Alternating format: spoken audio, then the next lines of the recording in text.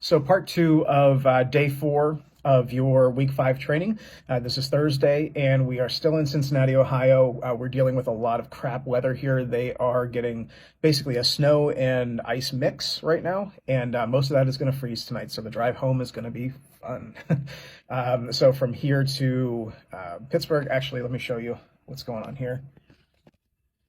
So this is what's happening here currently with the hour by hour. We are in Cincinnati, and I have to drive home to Pittsburgh. So all of this is going basically the direction that I have to drive home.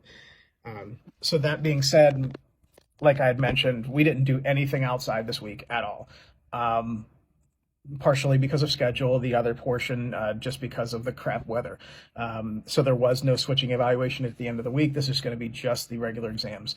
Signals. This entire day was basically left for us to go home and go back to the hotel and study your signals.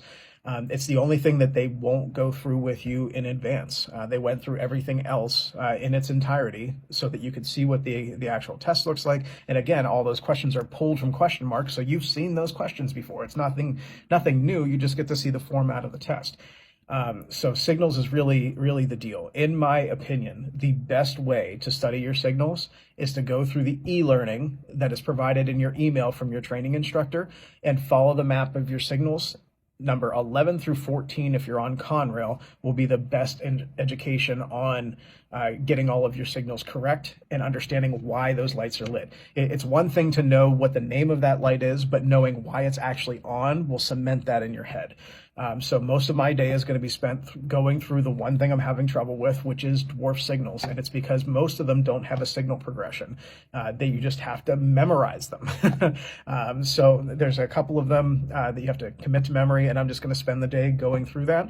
And I'm not going to touch the comprehensive. I'm not going to touch the hazmat. I've taken so many practice tests at this point that, another day of it is not going to help. So I'm going to spend my day on signals, and then at some point, close the laptop and just be done. Tomorrow morning at 8 o'clock, we'll go in and take our tests, and then we are cut free. You can take the signals exam a second time if you happen to fail it. It's 20 questions, and you can miss one. And unfortunately, if you fail that test for a second time, they terminate your employment. They reject your application. So that's unfortunate. But I'm sure there's things that you can speak with the instructors about, maybe go through the training program again, but you're just kind of at that point where you've been studying it for long enough. You should, and you've seen it on your territory when you're out on the road doing work, you should know. So I'm going to do my best to get that studied, go and take the test tomorrow, and get out of here and head home to my family.